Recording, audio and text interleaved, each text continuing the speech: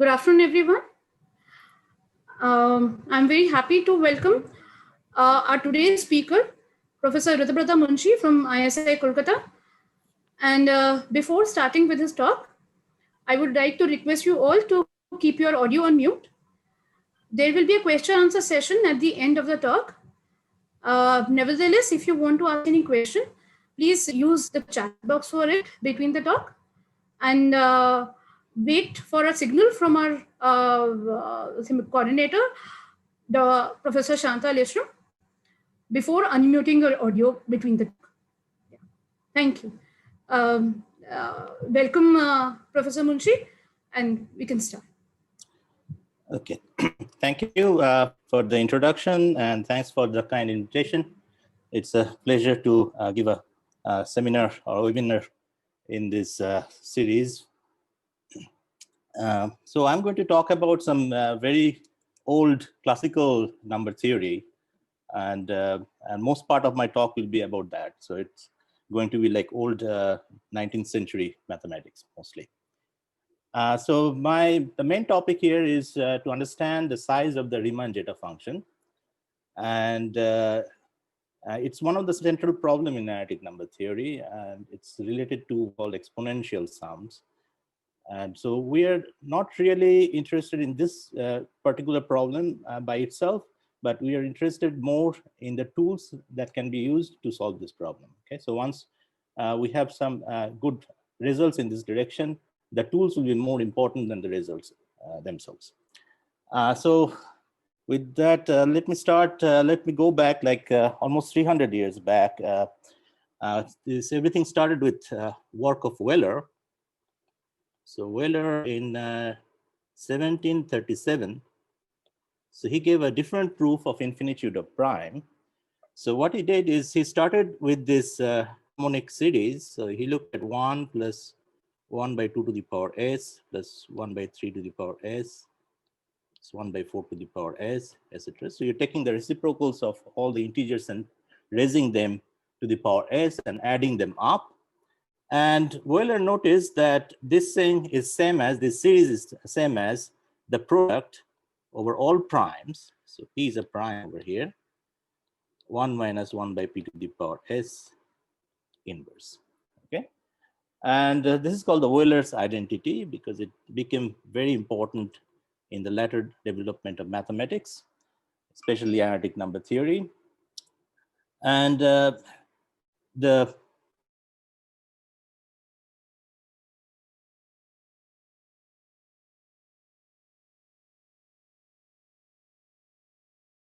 can be written uniquely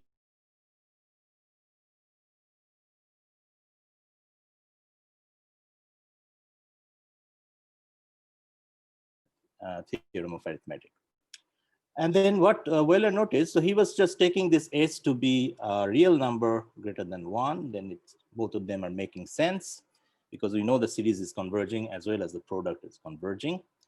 And then he started, so he wanted to prove their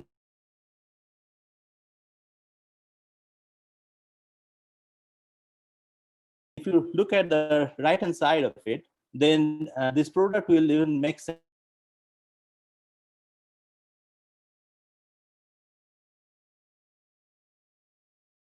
So that's basically Euclid. So this implies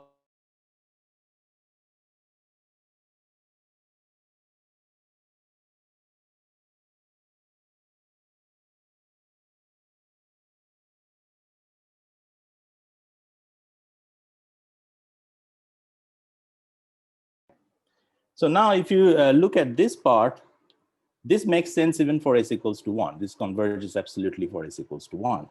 So the divergence of this series implies a divergence of this at s equals to 1. And so from here, one can conclude that the sum of the reciprocals of, reciprocals of the prime number is diverging. So it is what's happening. T is prime, then it goes to infinity. Okay, so So that was Euler's theorem. So he not only proved that there are infinitely many primes, he proved that the reciprocals of the primes when added up gives you infinity, right?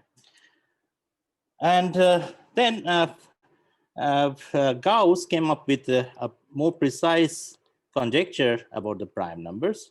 So he said, so let's look at the function pi x, which is the number of primes, so less than x, so p is a prime.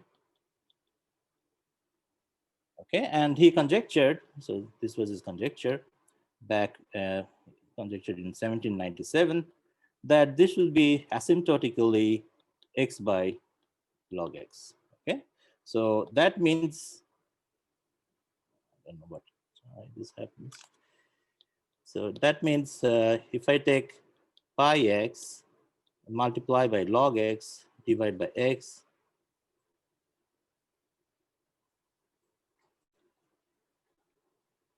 okay, and take limit as x tends, what? Do you know why this is happening? Why is it going up? Yeah, I don't know.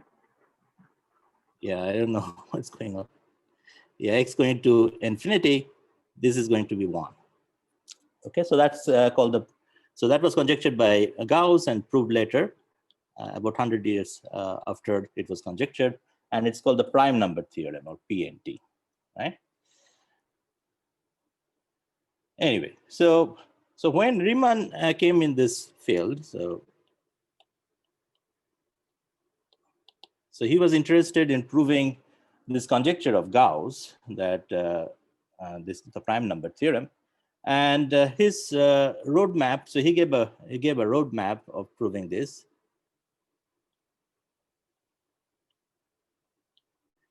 So he said that let's look at the series that was considered by Euler. Okay. And he said that we will study it as a function of S, and this S is going to be a complex number.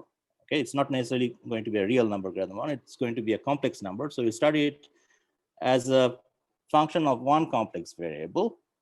Okay, and still we'll have this Euler product. I don't know why this is happening. Sorry.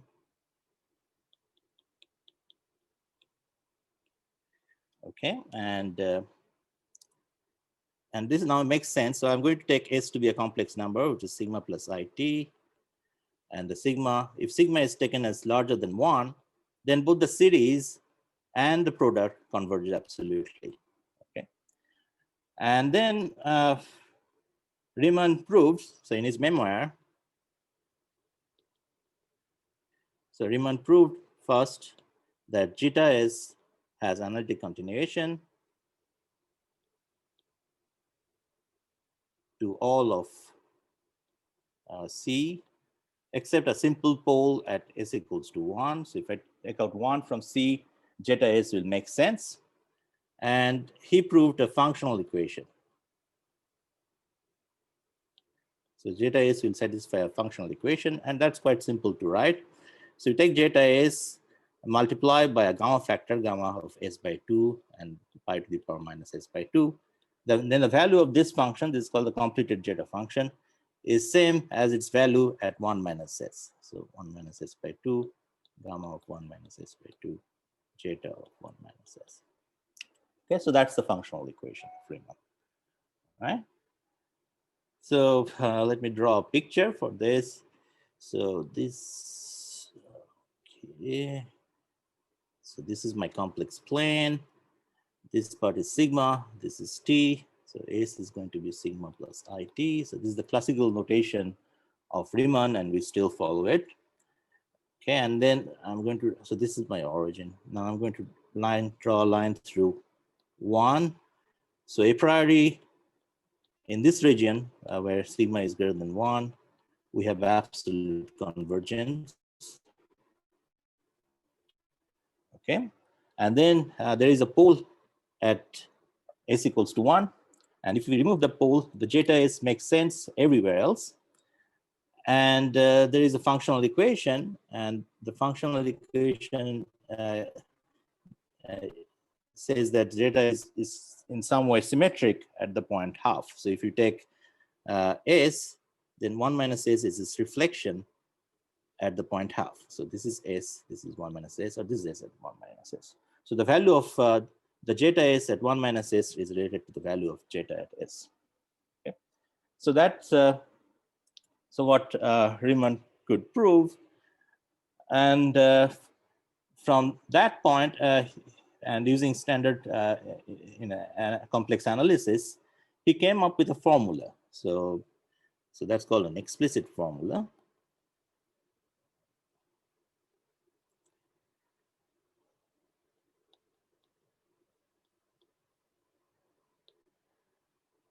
So I'm not going to write it down explicitly.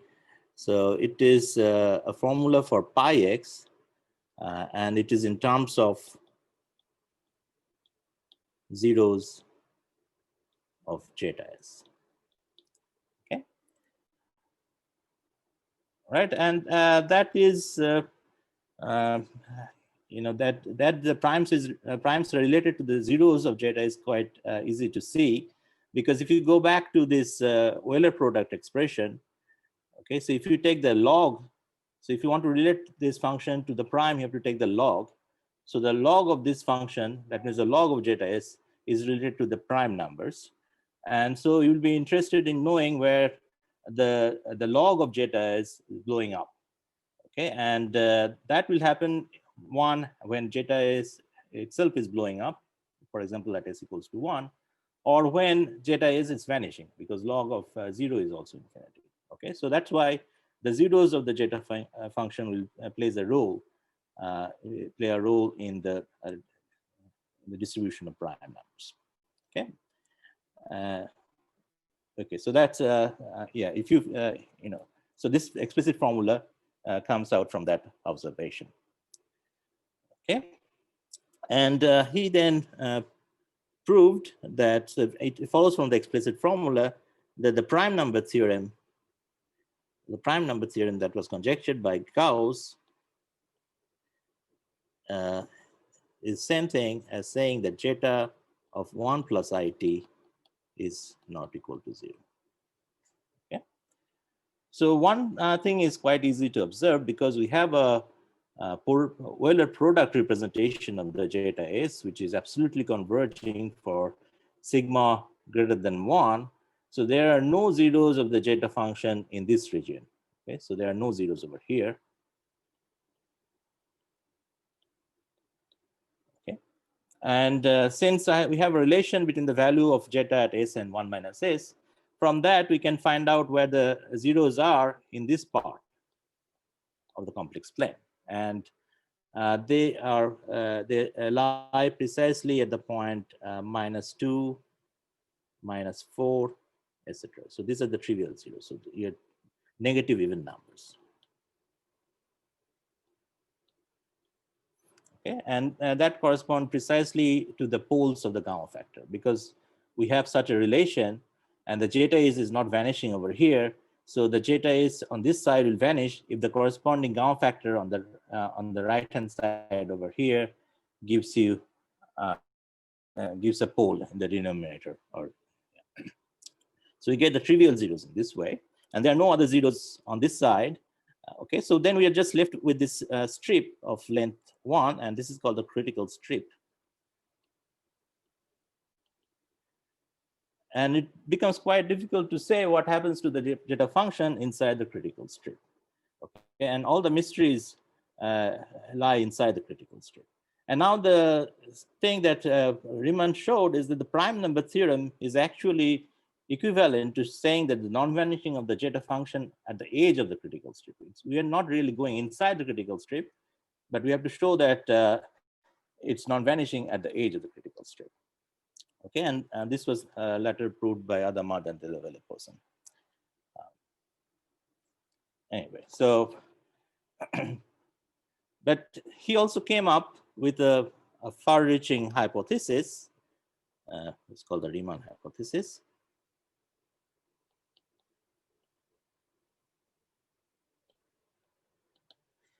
So he said, so he said that zeta of S is not equal to 0 for sigma greater than half. Okay, so that means if I draw a line through the center here, then there are no zeros even on this part of the critical strip. Okay, so if you go to the right of the central line, there are no zeros over here. And from that, and using the functional equation, it follows there are no zeros even on the left of 1/2 in the critical strip. Okay, so basically the Riemann hypothesis implies that all the non-trivial zeros, so -2, -4, -6 are the trivial zeros, and all the other non-trivial zeros are not only inside the critical strip, but they're all lined up on the central line passing through 1/2. Okay, so that's the Riemann hypothesis, which is still open. And if someday we are able to prove the Riemann hypothesis, so that's called RH.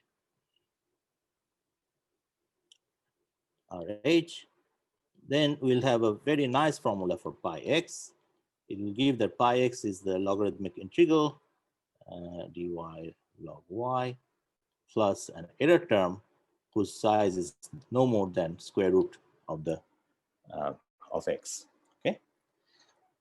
So in fact, you can do a little better than x to the power half plus epsilon. So this means that for any epsilon positive, however small, the error term is bounded by a constant which depends upon epsilon times x to the power 1/2 plus epsilon.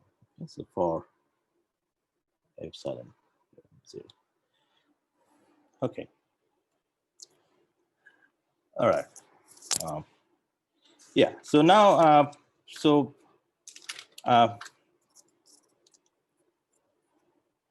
yeah. So the problem that I want to focus today is not about the distribution of 0. It's related to the distribution of 0, but it's not related. But it's not as difficult as the Riemann hypothesis, apparently. But it's called. It's about the size of the Riemann zeta function. Okay. So what can you say about the size of the Riemann zeta function? So let me tell you some nice facts about the Riemann zeta function. So let me go back to the picture. So I have the real axis and the imaginary axis. And then, okay, so this is 1. Okay. So now if I take, say, a line to the right of 1, say passing through 1 plus epsilon, say epsilon is small. And if I look at this region, okay, then if I pick a point over here, say S, then zeta S over here is given by this series. And so the absolute value of zeta S is bounded by 1 by, so you take the absolute value inside, right? And so this is just the zeta at sigma. Okay. So the zeta value at S over here is bounded by the zeta value at this point sigma. Okay. Right. And since it's monotonic on this side, the zeta at sigma is bounded by zeta of 1 plus epsilon. So that means this whole region over here, by zeta, it's mapped to a disk with center at 0 and whose radius is of size zeta of 1 plus epsilon. Okay. So the whole region, the right half plane of right of 1 plus epsilon is mapped to a very small disk. Okay. And as epsilon tends to 0, and since we have a pole at 1, zeta of 1 plus epsilon blows up. And so that means that the radius of this disk is getting larger and larger. So as we go towards 1, it's kind of covering the whole complex plane, right? And there are some nice facts that one can prove quite easily. So these are facts. So one thing is that if I take, say, if I look at sigma larger than 1 and bounded by, say, 1 plus delta, okay, so delta is something positive. So I'm taking so delta is very small. Okay, so epsilon, so I'm taking, so this is my 1 plus delta over here. So I'm looking at this very small strip over here. Okay, and I'm I'm not including the boundaries. Okay, so the edge of the critical strip is still missing.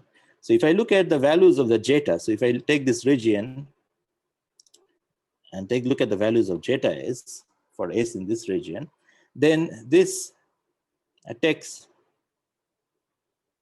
okay, so it takes all okay, so this covers all complex numbers. Yeah, zeta is okay. Yeah, I don't know how to write it. Yeah, it takes all complex values except 0 and infinitely often.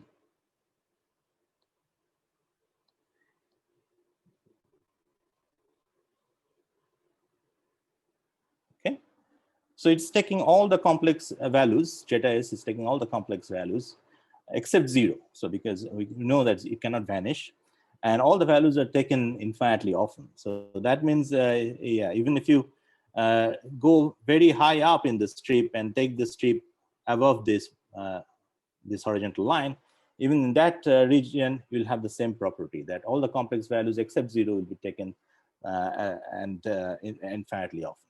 Okay, so that's one nice thing. And also at the edge of the critical strip, we know that in fact the zeta is growing. So we know that so if I look at zeta of 1 plus it, then this is bounded. Yeah, so this is greater than some. So if you take the absolute value, some c times log log t for infinitely many t greater than some capital T. Okay, so if you give me a capital T, then I'm saying that I can get infinitely many small t's with small t larger than capital T. It's high up in the line at the edge of the critical strip, such that the size of the zeta function at those points are bounded below by log t. Okay, so the zeta function is not really small. I mean, it's going to be, you know, it's unbounded. Okay, so that's another thing that I want to say. So not only that, you can also prove the reciprocal actually. So you can also say that if I look at 1 by zeta of 1 plus it, that is also greater than c log t for infinitely many t greater than capital T. That's also true. And yeah. Yeah.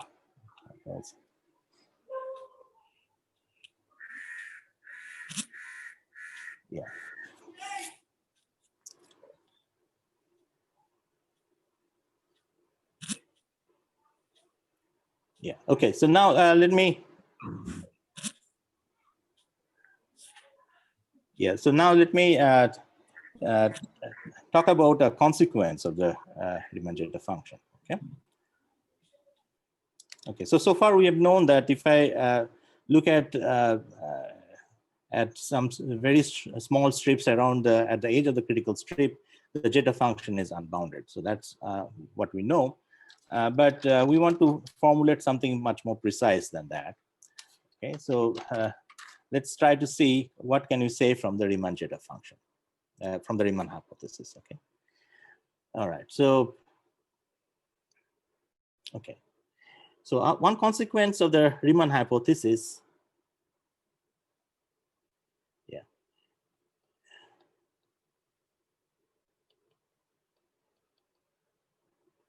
is what's called the Lindelof hypothesis.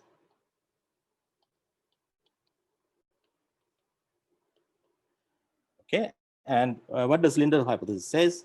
So it says what will be the size of the Riemann zeta function inside the critical strip. Okay, so it says that if I look at zeta of sigma plus it, then this should be bounded by t to the power epsilon for if sigma is greater than half, greater than or equal to half. Okay. So if you're looking at the at sigmas greater than or equal to 1/2, so it's including the central line. And if I'm taking t going to infinity, so I'm interested in the growth of the Riemann zeta function as t goes to infinity, then it's going to be bounded by t to the power epsilon for any epsilon positive. Okay.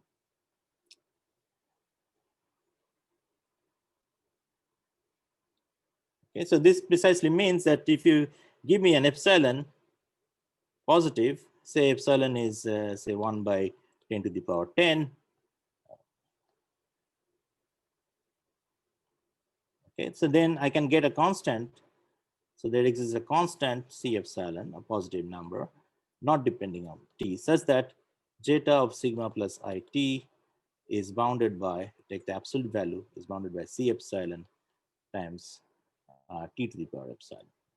Okay, so if you want to make it more precise, maybe take out this. So then you can write it as so 2 plus absolute value of t to the power epsilon.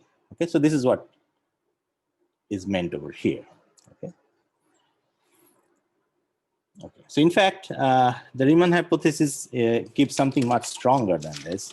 So the Riemann hypothesis actually implies that if you look at zeta half plus it, then this is bounded by e to the power a log t by log t. Okay. Of course, if this is true, then you can prove that it's bounded by t to the power epsilon. So, okay. Okay, and on the other hand, the Lindelof hypothesis doesn't imply Riemann hypothesis. Actually, it's known that the Lindelof hypothesis gives something much weaker than the Riemann hypothesis in terms of the zeros of the zeta function. What it says is that if you look at the strip, so if you say this is the central point half, this is 1, and if I take a box over here, say from t to t plus 1. Okay. So this is my t to t plus 1. So if you include, yeah, so we know from standard complex analysis that if you include the central line over here, then the number of zeros of the Riemann zeta function lying in this rectangle, including the edges, is like log t. So log t many zeros, if you include the edges. Okay. Now, if you do not include the edge, so if I erase this edge over here, so this edge is not included now. Okay, and then Riemann hypothesis is saying that there should not be any zeros because all the zeros are on the central line. The central line is removed; there are no zeros. But what Lindelof hypothesis says is that the number of zeros in this region with this edge removed is only little o of log t. So that means that if you count the number of zeros here, divide by log t and take t to infinity, this is going to be 0.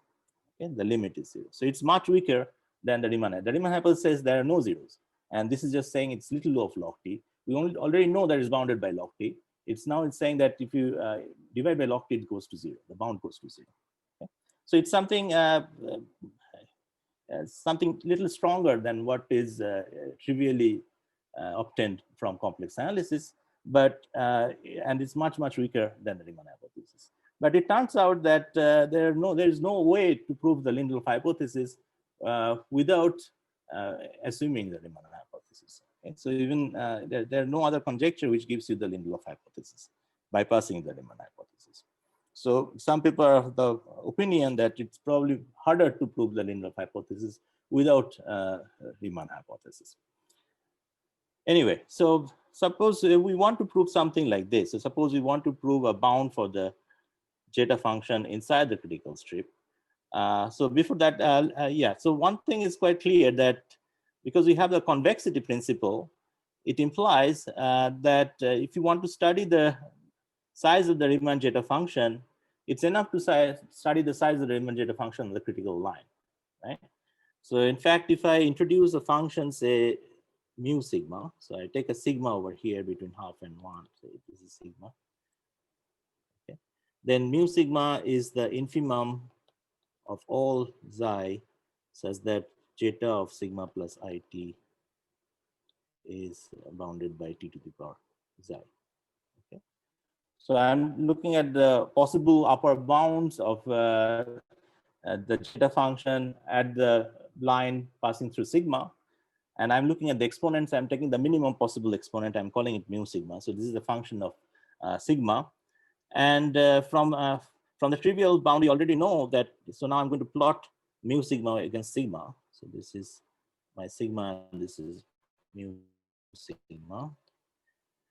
Now, if I take sigma larger than 1, then I know that mu sigma is 0 over here, because here the zeta function is bounded. On the other hand, if I use the functional equation, I can show that mu sigma takes a value on this line passing through 1/2 with slope -1. So this is, so this is half minus sigma. Okay. And now the mystery is what is the value of mu sigma between sigma 0 and 1. Okay. And one fact which follows from complex analysis is that if I look at, so if I get a curve over here for mu sigma, now if I look at the region above this curve, it follows from complex analysis that this region has to be convex. Okay, so this has to be convex. So we cannot have something like waves like this, where because this part is not convex. Okay, so so if we have we know that we know the graph beyond less than 1/2 and larger than 1/2, and so at least this whole line over here passing through half and 1 should be above mu sigma. So mu sigma should be, so it's kind of an upper bound for mu sigma. Okay, and so this is the trivial upper bound. So if I take 1/2 over here, so if I'm interested in mu 1/2, then trivially mu 1/2 is less than equal to 1/4. Okay, because this value here is 1/4. Okay, and this is called the convexity. Right? Now, what Lindelof hypothesis is saying is that it's that mu sigma is going to remain 0, not only up to 1, but all the way up to 1/2. Okay, so it's going to be 0 over here, and then by convexity, it will mean that this line will come and join it over here, and this will be the true graph for mu sigma. Okay, so this is what we get from Lindelof.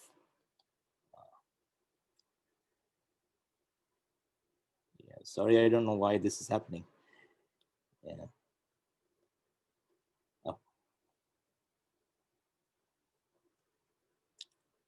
Okay, so this should be the true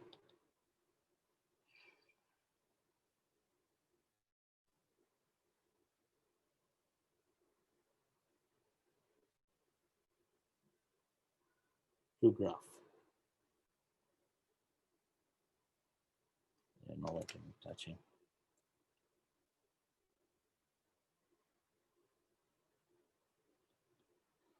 Okay.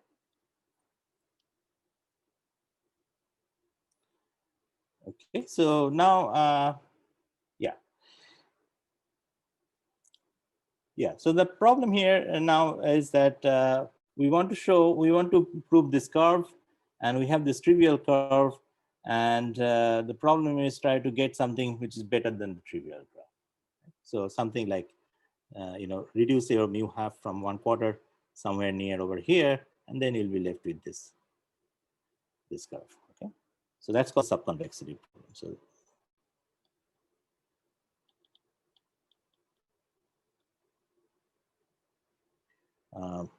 show that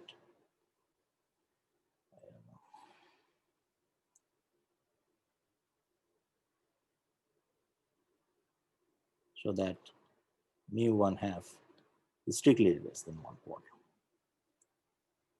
Okay, and the first person who proved this was, or at least the first person who came up with an idea of proving this was Hermann Weyl, and so this is a theorem due to Weyl, and simultaneously due to Hardy and Littlewood.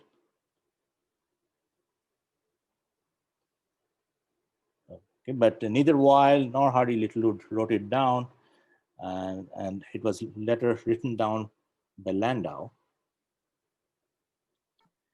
Okay, and what they proved is they showed that mu of 1/2 is 1/6 is less than equal to 1/6 plus epsilon.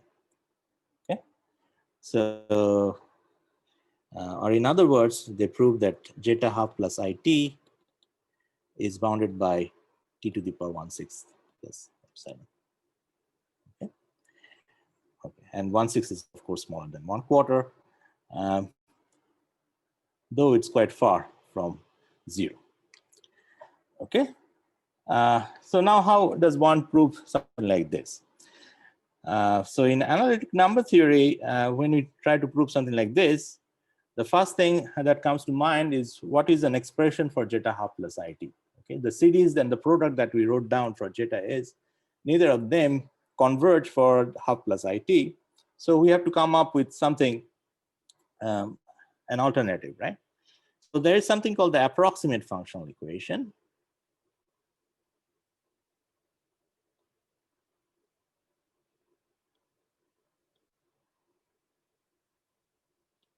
Okay, which is a consequence of the functional equation, which gives you an expression for zeta half plus IT. Okay, so this roughly says that zeta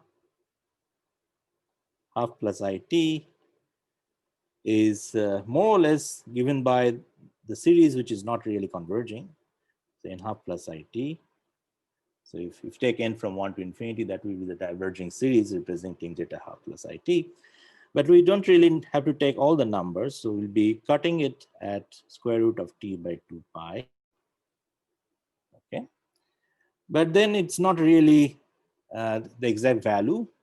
We have to also include over here chi of half plus IT. This chi is something very precise. I will write it down. And again, there will be another sum, which is the conjugate of this sum. So it's just n to the power half minus IT. Okay, so what is chi? So chi s is basically 2 to the power s minus 1 pi to the power s sec of pi s by 2 by gamma s.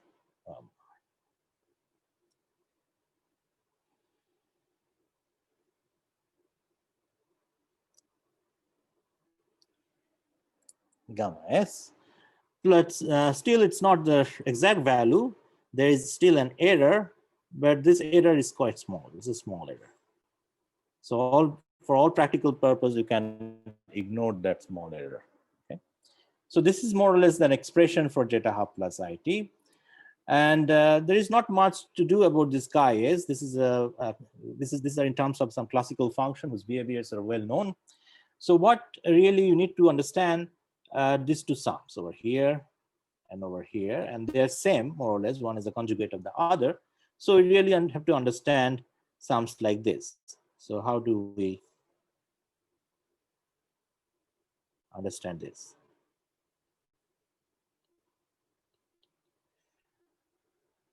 So this type of sums, so if you remove that n to the power 1/2, which is kind of giving the size, so you can do it by what is called partial summation, or that's same as integration by parts. We'll be left with n to the power minus IT, okay, with n. So I'm going to write that n is of size capital N. Okay, so that means I'm taking small n in a dyadic region between capital N and 2n. Then capital N is going to vary from 1 to square root of t. Okay, so n here is less than equal to t by 2 pi. Okay, so this is the type of sums that we need to understand. We can also write it as e of minus t by 2 pi log of n. Here I'm using the notation that e of x is e to the power 2 pi x. Okay, and these are what are called exponential sums. Ritabrata, just one question, if you can. Yeah. Also. Yeah, Professor Ajit Iqbal Singh, maybe you can ask the question. or maybe I'll read it out. So she asked, yeah, it's not really clear. Second sum in the this zeta of half plus it, Yeah. the second sum variation for n. I mean, it's not really clear. Maybe if she can ask. What is the variation for n in the second sum?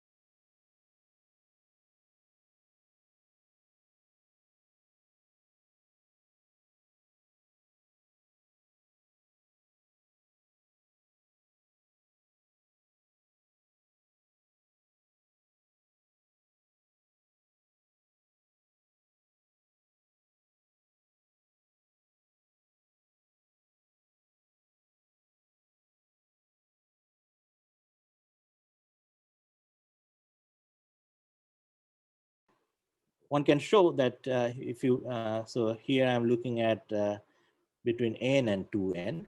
So if I look at e of fx dx, this integral, then this integral will be bounded by 1 by square root of r. Okay, so that's something quite easy. Anyone can prove it. And next, so this is due to van der Karp. This is also quite easy. So if you want to relate, say, this sum where n is of size capital N, EFN, and I want to relate it with the integral E of fx. So this is not really exactly equal to this integral. So we need to do a little correction. There is, of course, a small error even after that correction.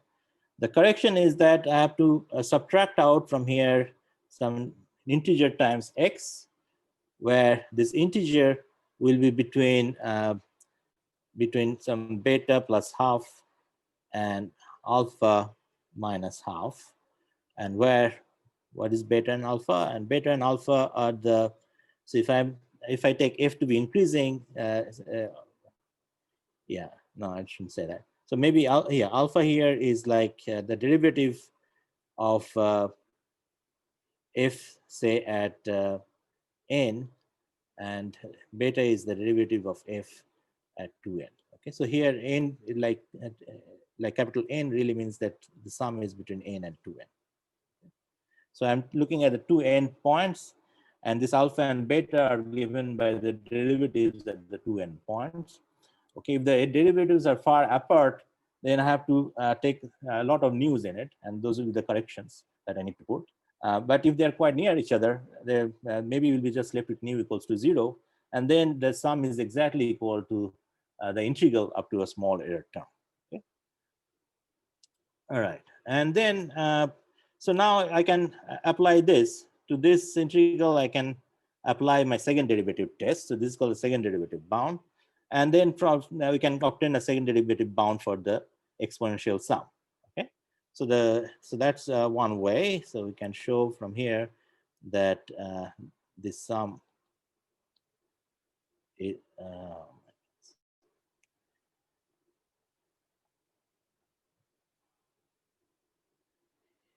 this sum is bounded by, so my second derivative is again like r, small r. So this is capital N square root of r plus 1 by square root of r.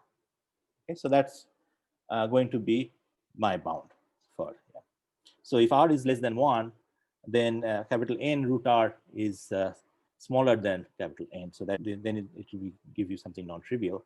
But root r cannot be 1 by root r cannot be larger than capital N. So with r in certain range, we get a non-trivial bound in this way. Okay. So, but to get the while bound, still it's not sufficient. We have to actually go to the third derivative bound, and I'm not going to write down the third derivative bound, but you understand how to do it. But there is another ingredient that comes in here that's called while differencing. And that same thing as Gauss's idea of evaluating the quadratic Gauss sum. Okay, so if you want to evaluate the quadratic Gauss sum, what you do is take the absolute value and square it, and then you do a change of variable, and one of the sum becomes linear. And for the linear sum, which is just a geometric series, you know how to add it. So that's what Weil did, and it's called while differencing. So by while differencing, you can start with the higher derivative, higher degree polynomial, and get lower degree polynomial in the sum. So, but anyway, I'm not. So if you use this sorry, this will be 4. Yeah. So these 4 ingredients, then you get the while bound. Okay. So this together gives you the while bound.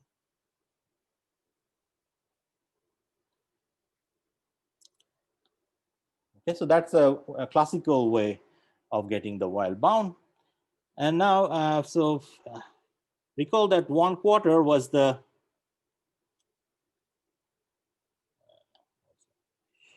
Yeah, 1/4 was the trivial bound, right? And 1/4, I understand, is same as 0.25. And while proved 1/6, which is 0.166666, etc., right? All sixes, right? And then it was quickly in full proved to 0.16497 etc. Is from 1920, and this was in 1924. Okay, so you observe the improvement in the third decimal place, and it went on like that. Okay, so the next improvement was 0.164634. Okay, and then 0.164511. Okay, yeah. So I'm just trying to give you a feeling of the frustration, that one. Yeah. So then finally, Rankine came and said, okay, you cannot go beyond this. So this was Rankine in 1955. And he said that this is the limit of this method. Okay, so yeah. So and his so he what's called he used what's called exponent pair method, and there's something called the A process and the B process, and the so that the A process is while differencing and the B process is van der Kolk, or maybe the other way around. Anyway, so if you combine all those things, or if you combine Weil and van der Kerput in any manner you want, this is the limit. You cannot go beyond this. That's what Rankine said. Okay, but you can go to the higher dimension. Okay, you can introduce multiple exponential sum, or two-dimensional or three-dimensional exponential sum, and then still you can improve it a little bit. Okay, so like in 1985, Kolesnik improved it to 2004, etc.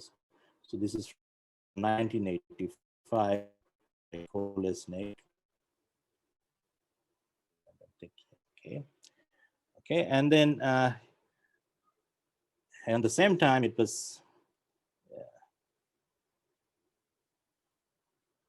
improved to 0.16071 in 1980s by Bomberi, UNH. And from 2017 or 2018,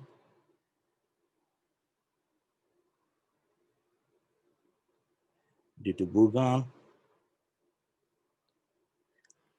the best bound that we know is 1/6 minus 1 by 84, which is 0.1547619, etc. Okay, so in the last more or less 100 years, we have improved from 0.16666 to 0.1547619. And if you look at Bourgain's paper, you'll understand the amount of mathematics that goes into the proof of this. Okay, but it's quite non-trivial. Yeah, as I said, it's kind of a frustrating problem, and of course very beautiful and very difficult. And one way to make it even more difficult and even more charming is by going to higher rank groups. Okay, so let's in the last oh, I don't even have 10 minutes. Let me okay, I'll take 10 more minutes and maybe I'll, yeah, so talk about something about higher rank.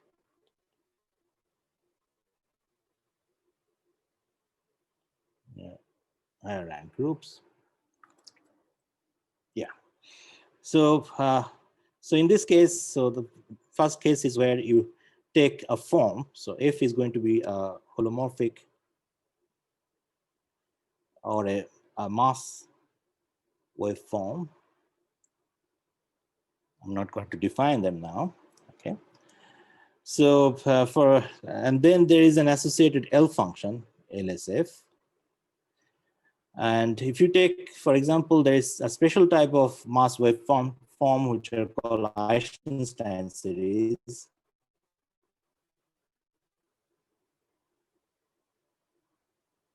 So if you take F to be the Eisenstein series, then the corresponding L function is something that we have been looking at for some time now. So that is the square of the Riemann-Zeta function. Okay? So the Riemann-Zeta function, the square of the Riemann-Zeta function is one member in this group. And we want to study this L function. We want to find out the size of this function. We want to find out the zeros of this L function and all that. And it's more interesting in this case. Okay, so in this case, the trivial bound or the convexity bound, so my form is going to be remain fixed here, is going to be t to the power, so 1/2 plus epsilon. Okay, so I'm taking t to be say larger than 3 or so. So that's the convexity bound.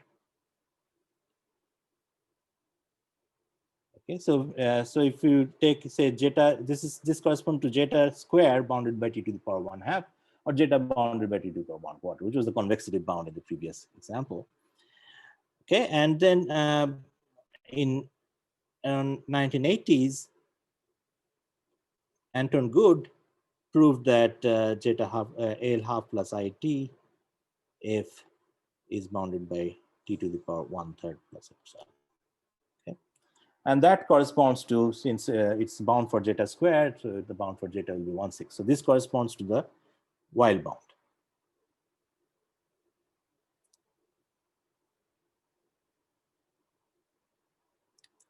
Yeah, so this corresponds to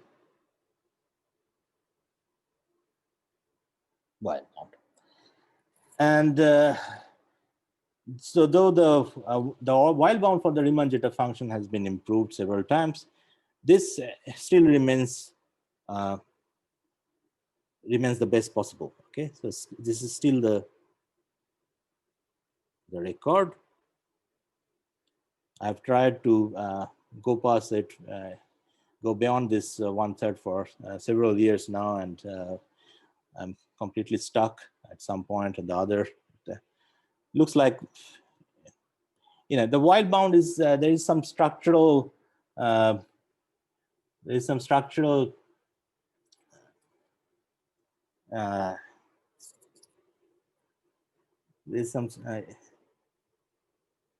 you know, the while bound is not really is not just a technical challenge. So there is some structural challenge over there that you need to overcome to prove something beyond while, at least for higher rank cases. Okay, so yeah, so that's but you can go. So this is for holomorphic forms and mass wave forms. So we are looking for at the group SL to Z over here, or any congruent subgroup of SL to R.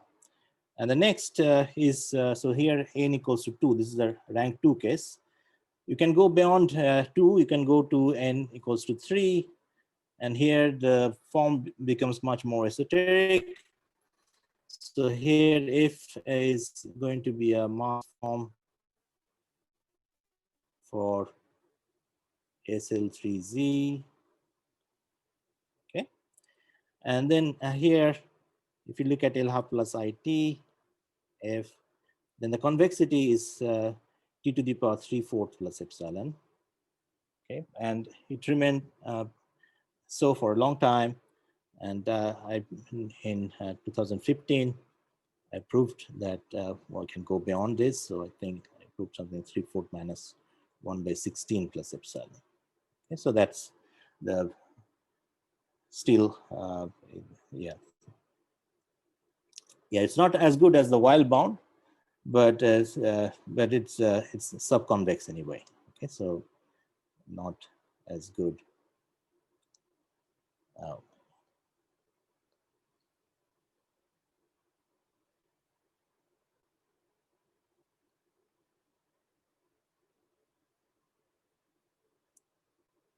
Okay, so there is some scope of improvement, and I hope someone will come up with the while bound sometime. And the nice thing about is that the method of proof can be used to get the proof for goods bound as well as the bound of while in the case of the Riemann zeta function. Okay, so in the last 1 minute, I'll just write down the proof of this fact. Not really the proof. I'll use this the method I employed in this case to tackle the while bound in the case of the GL2 form. Okay, so here in the case of a GL2 form, you'll be interested in sums of like this: lambda n into the power it, where n has to be of size t. Okay, so here lambda n's are the Fourier coefficients of the form f. Okay, so yeah, and the idea basically is that you separate the oscillation. So the lambda, the Fourier coefficients are oscillating, and n to the power it is also oscillating. Okay, we know that if you take the sum of the lambda n's, it's going to be small. If I take the sum of the n to the power it is going to be small. So individually, the sums are small. We are now interested in the correlation between lambda n and n to the power it, and that's what we want to show, that these two functions, the Fourier coefficients of a GL2 form and this function n to the power it, are not really correlated. Okay, so if I prove the Riemann hypothesis for this form, that will mean that those two are completely independent. Okay. So so the starting point is you separate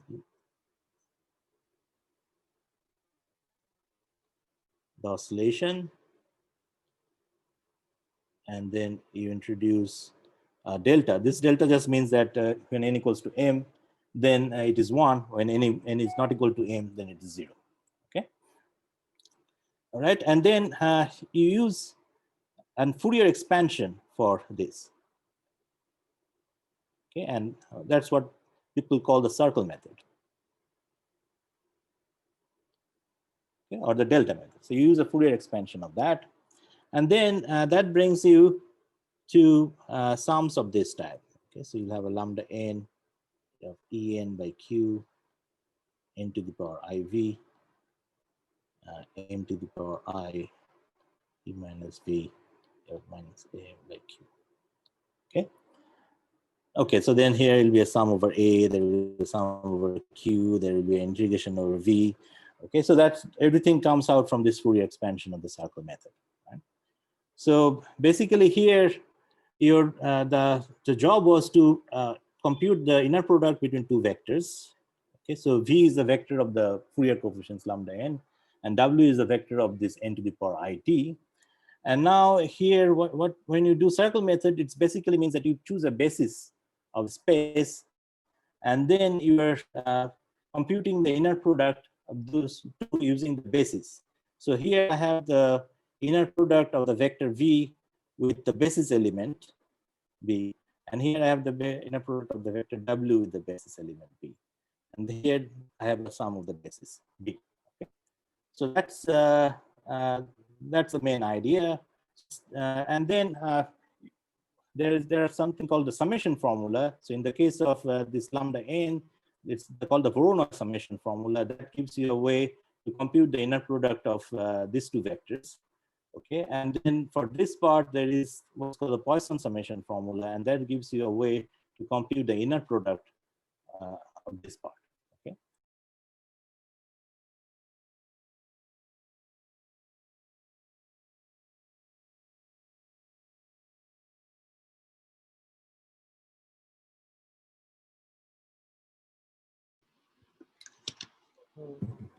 Okay.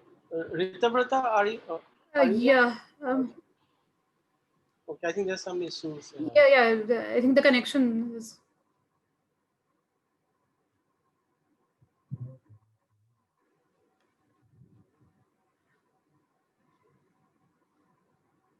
Today, I can see the connection is a little unstable for every one of us.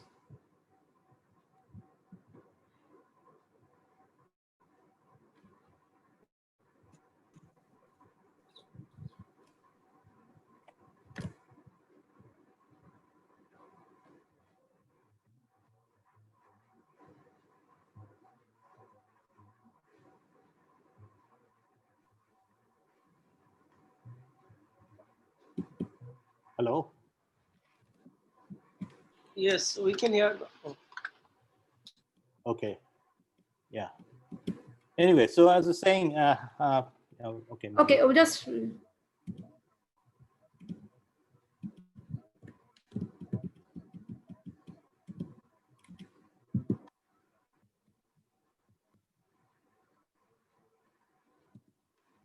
Now you can share the screen, I think.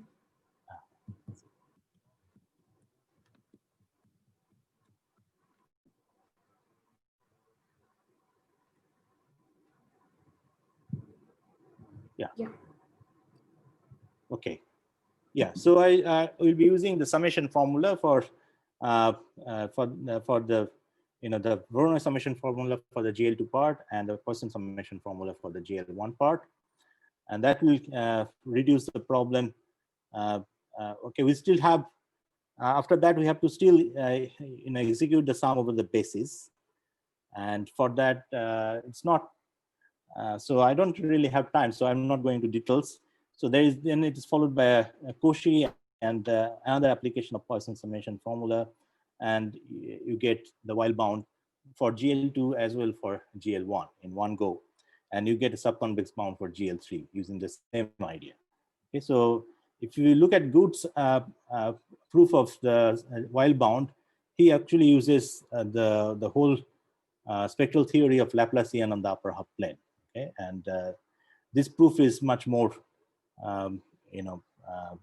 elementary compared to his proof. But so that's one point. But the main thing is that the one idea works for GL1, GL2, GL, and of course it gets stuck at GL4. There is for GL4 onwards, for n equals to 4 and above, there is no subconvex bound known so far. Okay, so I'll stop with that. Okay, thank you.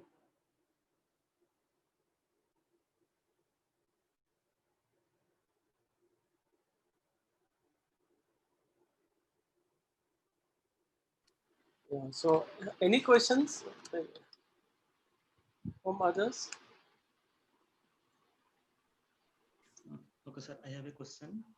So, at the end of the critical step, you said that the zeta modulus of zeta 1 plus it. Your voice is not very audible. Hello? Yeah, can you be a little louder? Okay.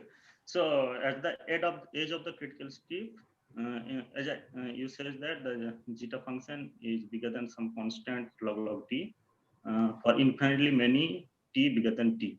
So is it possible to know some quantitative version of the result, like how many t's you can take in capital T to capital 2t, so that this result holds? Yeah, I don't know. I'm not aware of any such quantitative result here. Yeah. Okay. Okay. Thank you.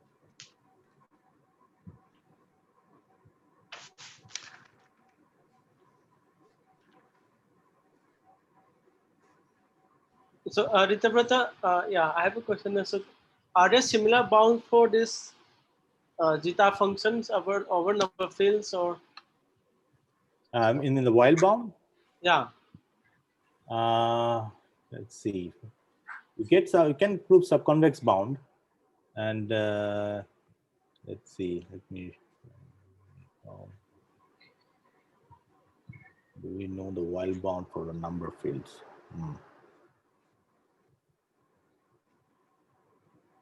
Yeah, I'm not sure whether we know the while bound. Probably we don't know the while bound, but we know the subconvex bound for any number of fields. Okay. Okay. But may not be of this strength. I see. Okay, thank you.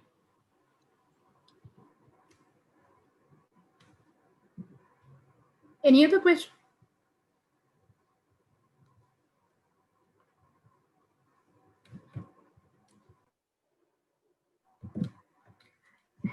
If there is none, let's unmute your audio and thank Ritabrata. Thank you. Thanks.